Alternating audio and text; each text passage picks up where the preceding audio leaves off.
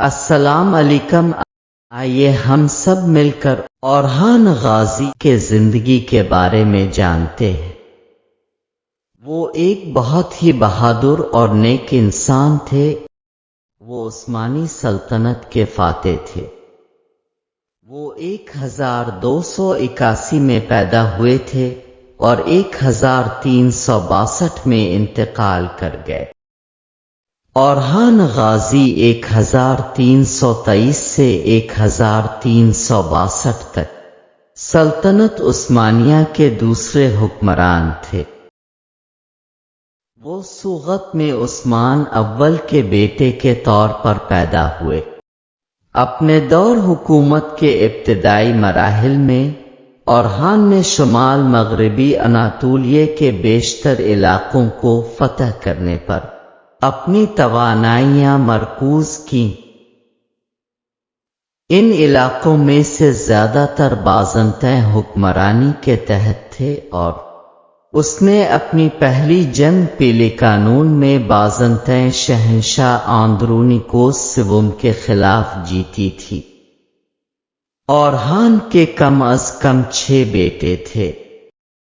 سلیمان پاشا جو 1316 میں پیدا ہوئے اور 1357 میں انتقال کر گئے۔ وہ اورحان غازی کے بڑے بیٹے تھے۔ وہ تھریس میں توسیع مہم کے سربراہ تھے۔ وہ اپنے گھوڑے سے گرنے کے بعد زخموں سے مر گیا۔ شہزادہ ابراہیم 1316 میں پیدا ہوئے اور 1362 میں انتقال کر گئے۔ شہزادہ ابراہیم اور اسپورجا خاتون کو ان کے سوتیلے بھائی مراد اول کے حکم سے پھانسی دی گئی۔ مراد اول 1326 میں پیدا ہوئے اور 1389 میں انتقال کر گئے۔ وہ اپنے والد کے بعد سلطنت عثمانیہ کا سلطان بنا۔ بقیہ بیٹوں کے بارے میں لکھنے والوں کے ذریعہ تاریخ میں کافی نہیں لکھا گیا۔ اگر ہم اورحان غازی کی بیویوں کی بات کریں تو تاریخ میں کچھ نام درج ہیں۔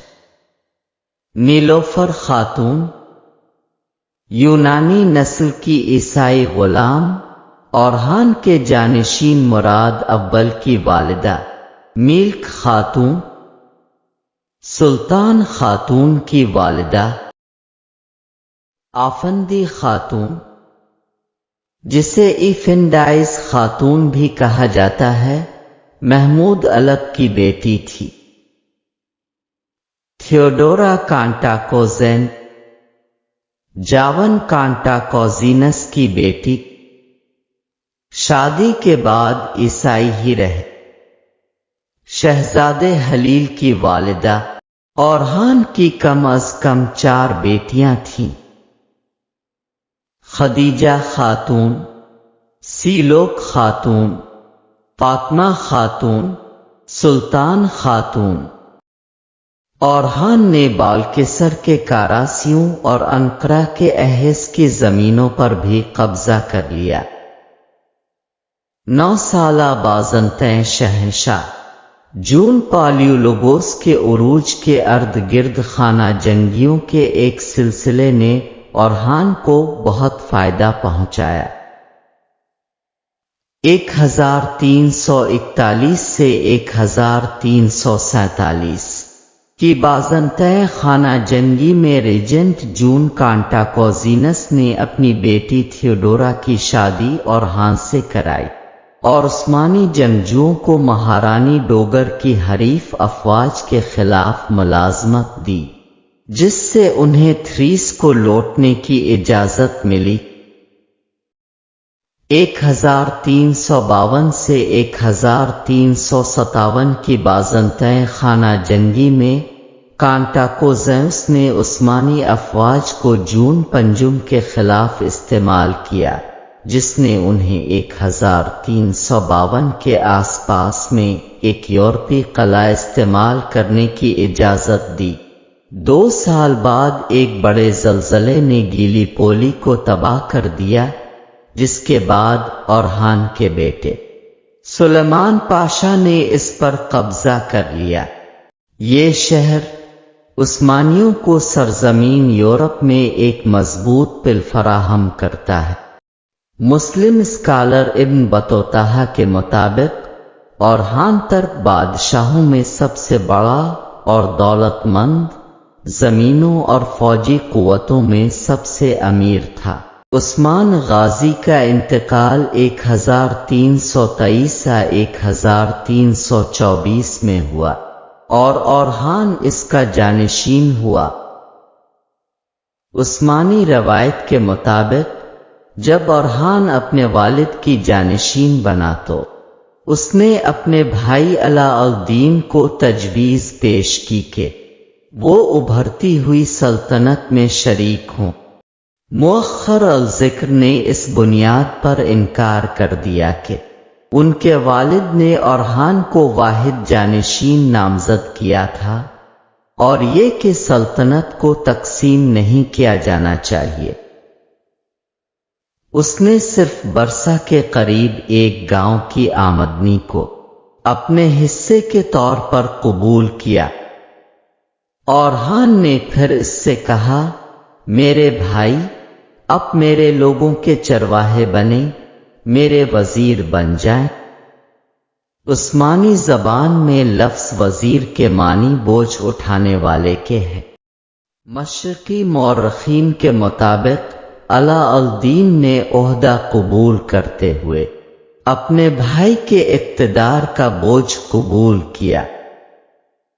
अलाउद्दीन इस दफ्तर में अपने बहुत से जानिशीनों की तरह अक्सर जाती तौर पर फौजों की कमान नहीं करता था, लेकिन इसने खुद को रियासत के सिविल और फौजी इदारों की बुनियाद और इंतजाम पर कब्जा कर लिया था। अलाउद्दीन अपनी फौजी कानून साजी के जरिए हकीकी मानों में सल्तनत उस्मानिया के लिए मुनज़्ज़म फतह के लिए कहा जा सकता है।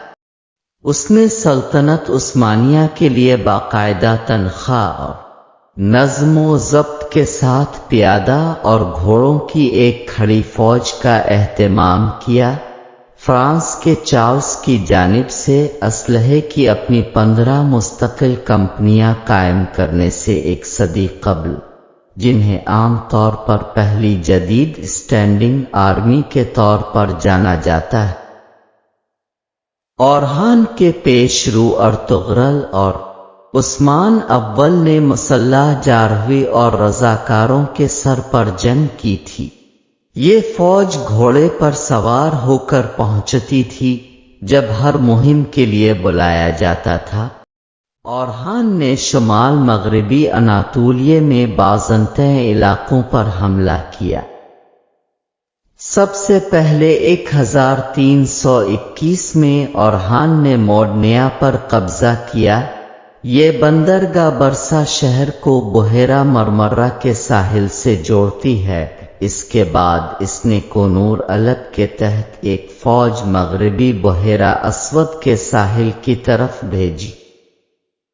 कोकिली पर कब्जा करने के लिए इक्कीडा के तहत एक और फौज और आखिरकार बुहेरा मारमारा के जुनूब मशरकी साहिल पर कब्जा करने के लिए एक फौज। बरसा पर कब्जा करने के बाद औरहान ने बास्फोरस की तरफ घुड़सवार फौज भेजी, जिसने मारमारा के साहिल पर बाज़ंतह कस्बों पर कब्जा किया। यहाँ तक कि बास्फोरस के साहिल पर उस्मानी हल्के घुड़सवार दस्ते भी देखे गए और उस्मानी अफवाज ने नेकिये का मुहासरा कर लिया। 1331 में 3 साल में खत्म होने वाले मुहासरे के बाद निकिया ने औरहान के सामने हथियार डाल दिए। औरहान ने 1337 में निकिया पर कब्जा कर लिया। औरहान ने निकिया की कमान अपने बड़े बेटे सुलेमान पाशा को सौंपी जिसने मुहासरे की कार्रवाइयों की हिदायत की थी। 1331 में औरहान ने सकोतारी पर कब्जा कर लिया। शुमाल मगरिबी अनातोलिया का बेशतर हिस्सा उस्मानियों के कब्जे में था। बाज़ंतीनियों ने अब भी बुहेरा अस्वद के से और के शहर तक साहिली पट्टी को कंट्रोल किया था। 1345 में हिकमत अमली में तब्दीली आई। गैर मुस्लिमों से जमीन हासिल करने के मकसद के बजाय औरहान ने तुर्की की एक सल्तनत करेसी पर कब्जा कर लिया। इस्लामी फलसफा जंग के मुताबिक इस्लामी हुकूमत के ज़ेर इंतज़ाम इलाकों को अमन और दीगर इलाकों को जंग का ठिकाना बनाना था। जंग के ठिकानों में जंग करना एक नेक अमल समझा जाता था। करेसी रियासत एक तर्क अमीर के ज़ेर इंतज़ाम रियासत थी और उसके बुनियादी बाशिंदे तर्क थे, लिहाजा ये अमन का गढ़ था। उस्मानी अमीर के तौर पर औरहान के दौर हुकूमत में बाज़ंतीन सल्तनत का ज़वाल हुआ। जुज़वी तौर पर इतालवी समुद्री रियासतों के अज़ाइम और तुर्कमानों और दूसरे शहर तर्कों की जारहियत की वजह से, बल्कि सल्तनत के अंदर खाना जंगियों की वजह से। इन सालों के दौरान बाज़ंतीन सल्तनत इतनी कमज़ोर हो गई कि इसके अर्द गिर्द के समंदरों में तिजारती बालादस्ती इतालवी समुद्री तिजारती शहरों की रियासतों के लिए तनाज़ा की वजह बन गई। हम उम्मीद करते हैं कि आपको ये वीडियो पसंद आई होगी। अगर आपने वीडियो पसंद की तो बरा करम उसे लाइक और शेयर करें, और अगर आप हमारे चैनल पर नए हैं तो बरा करम सब्सक्राइब करें। शुक्रिया।